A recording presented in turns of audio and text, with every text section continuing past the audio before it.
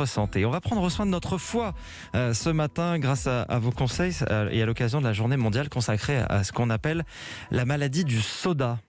Oui, cette maladie du soda, on l'appelle aussi la NASH, pour stéatose hépatique non alcoolique. Alors derrière ce nom un peu compliqué, se cache un phénomène assez simple. C'est l'usure prématurée de votre foie qui va aboutir à une cirrhose sans jamais avoir bu une seule goutte d'alcool. Environ 1 million de Français souffrent de cette maladie du soda, parfois même sans le savoir, et 10% d'entre eux sont au stade de cette fameuse cirrhose. Alors c'est ce qu'on appelle aussi la maladie du foie gras.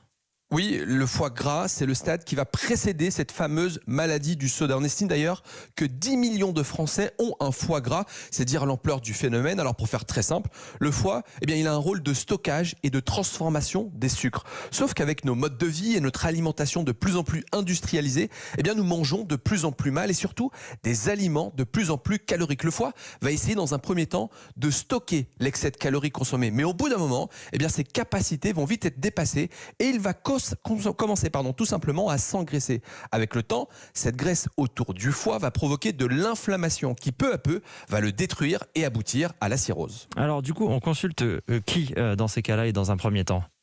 Si jamais vous avez un foie gras ou une maladie du soda, je vous recommande d'aller voir votre cardiologue. Alors je vais être très honnête, le foie n'intéresse très peu les cardiologues, mais au stade de la maladie du soda, les patients ont un risque beaucoup plus élevé de faire des maladies cardiovasculaires. L'explication, elle est plutôt simple.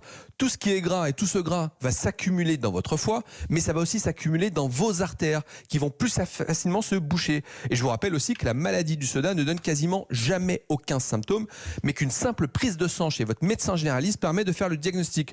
Enfin, sachez que le meilleur traitement reste la prévention et que c'est pour cela qu'on vous recommande régulièrement d'avoir une activité physique régulière et puis une alimentation variée pour prendre soin de votre foie. Voilà, on en revient toujours à ça, l'activité physique et l'alimentation. Jimmy Mohamed, on vous retrouve à 15h.